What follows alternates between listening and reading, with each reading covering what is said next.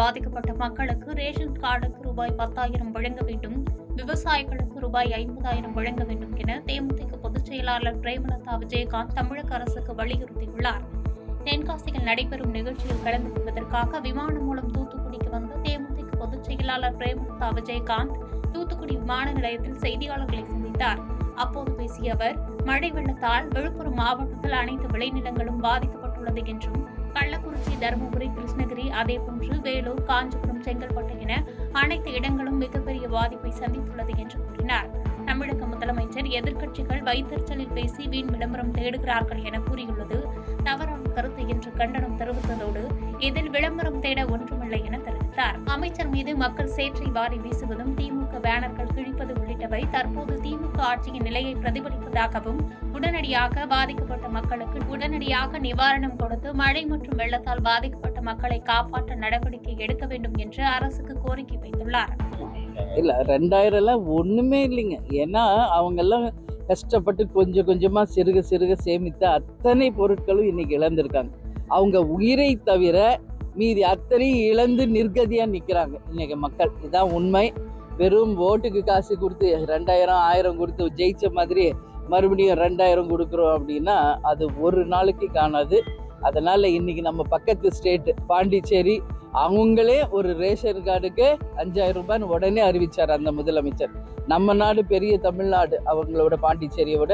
அதனால நிச்சயமாக ஒரு ரேஷன் கார்டுக்கு 10,000 ரூபாய் முதலமைச்சர் அவர்கள் உடனடியாக பாதிக்கப்பட்ட மக்களுக்கு தரணும்.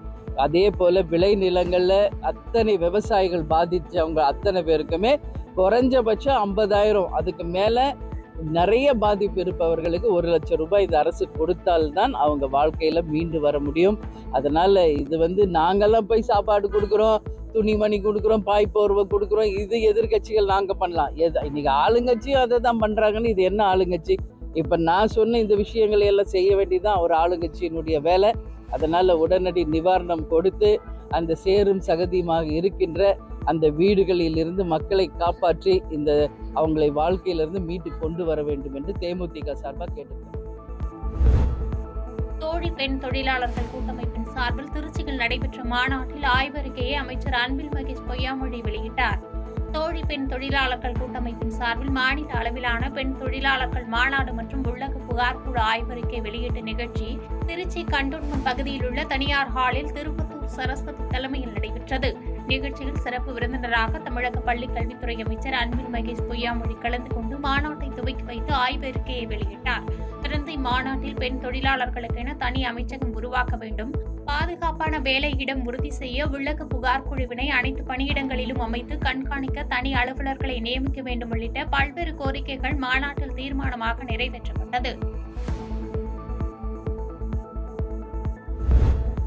சென்னை பல்லாவரம் முத்துமாரியம்மன் கோவில் தெரு, மலைமேடு உள்ளிட்ட பகுதிகளில் கழிவுநீர் கலந்த குடிநீரை குடித்ததால் பாதிப்பு ஏற்பட்டதாக கூறி 20க்கும் மேற்பட்டோர் உடல்நலம் பாதிப்புடன் குரோம்பேட்டை அரசு மருத்துவமனையில் சிகிச்சைக்காக அனுமதிக்கப்பட்டுள்ளனர். சென்னை தாம்பரம் 13வது வார்டு பகுதியில் கழிவுநீர் கலந்த குடிநீர் குடித்த பொதுமக்களுக்கு உடல்நலம் பாதிக்கப்பட்டுள்ளது. பல்லாவரம் ஆலந்தூர் பகுதிகளில் மாநகராட்சி குழாயில் வந்த குடிநீரை குடித்த 23 நபர்களுக்கு கடும் வாந்தி மயக்கம் ஏற்பட்டது. 23 பேர் உடல்நலம் பாதித்து மருத்துவமனையில் சிகிச்சைக்காக அனுமதிக்கப்பட்டுள்ளனர். இதில் பம்மல் பகுதியைச் சேர்ந்த திருவேதி, வரலட்சுமி ஆகிய 2 பேர் சிகிச்சை பலனின்றி உயிரிழந்தனர். மேலும் மோகனரங்கன் என்பவர் சிகிச்சை பலனின்றி உயிரிழந்த நிலையில் உயிரிழப்பு 3ஆக உயர்ந்துள்ளது. இந்நிலையில் சம்பந்தப்பட்ட பகுதியில் மருத்துவ முகாம் அமைக்க அதிகாரிகளுக்கு அரசு சார்பில் உத்தரவிடப்பட்டுள்ளது. வாக்கிங் சென்ற பைனான்ஸ் அதிபர் கொடூரமாக வெட்டி கொலை செய்யப்பட்ட வழக்கில் 5 பேர் கைது செய்யப்பட்ட நிலையில் விசாரணையில் திடுக்கிடும் தகவல் வெளியாகியுள்ளது. திருப்பூர் மாவட்டம் அவிநாசியை அடுத்த காசிகவுண்டன்புதூர் தாமரை கார்டன் பகுதியைச் சேர்ந்த ரமேஷ் வீட்டில் இருந்தபடியே கார் கன்சல்டிங் மற்றும் பைனான்ஸ் தொழில் செய்து வந்தார். இந்நிலையில் ரமேஷ் கடந்த 1ஆம் தேதி அதிகாலை நடைபயிற்சி மேற்கொண்டு வந்தபோது கோவை சேலம் 6 வழிச்சாலையில் காரில் வந்த மர்ம நபர்கள் அருவாள் உள்ளிட்ட ஆயுதங்களால் சரமாரியாக ரமேஷை வெட்டிவிட்டு தப்பி சென்ற நிலையில் ரமேஷ் மருத்துவமனைக்கு அழைத்து செல்லும் வழியிலேயே பரிதாபமாக உயிரிழந்தார். இந்த கொலை வழக்கில் முதற்கட்டமாக திருவாரூர் மாவட்டம் அரித்துவாரமங்கலம் பகுதியைச் சேர்ந்த கோபாலகிருஷ்ணன், அஜித், சிம்போ, சரண், ஜெயபிரகாஷ் ஆகிய 5 பேரை அதிரடியாக கைது செய்தனர். மேலும் கொலைக்கு பயன்படுத்திய 2 கார்கள், வீச்சர்வால் மற்றும் கத்தி ஆகியவற்றை பறிமுதல் செய்தனர்.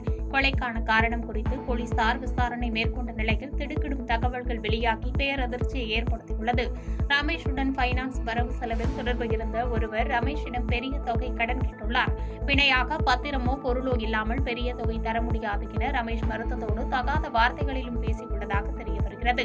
இதையடுத்து ஆத்திரமடைந்த அந்த நபர் ரமேஷை தீர்த்து கட்ட முடிவெடுத்து தனது நண்பருடன் ஆலோசித்து திட்டமிட்டுள்ளார்.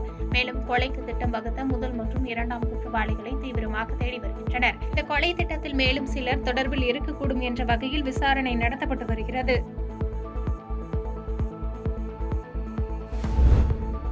சென்னையிலிருந்து நகை வாங்கி வந்த விற்பனையாளரை கடத்திய கும்பலை போலீசார் கைது செய்து விசாரணை நடத்தி வருகின்றனர். ராமநாதபுரத்தை சேர்ந்த பாலசுப்ரமணியன் இவர் தங்க நகையை வாங்கி விற்பனை செய்தும் கைமாற்றி விடுவதுமான தொழில் செய்து வருகிறார்.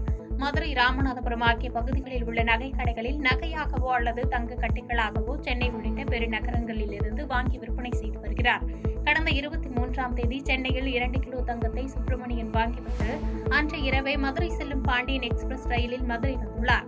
அப்போது அவரை கத்தியை காட்டி 5 பேர் கொண்ட கும்பல் காரில் கடத்தி சென்று தங்க நகை மற்றும் செல்போன், 3500 ரூபாய் பணம் ஆகியவற்றை எடுத்துக்கொண்டு அவரை காரிலிருந்து இறக்கிவிட்டு தப்பி சென்றது.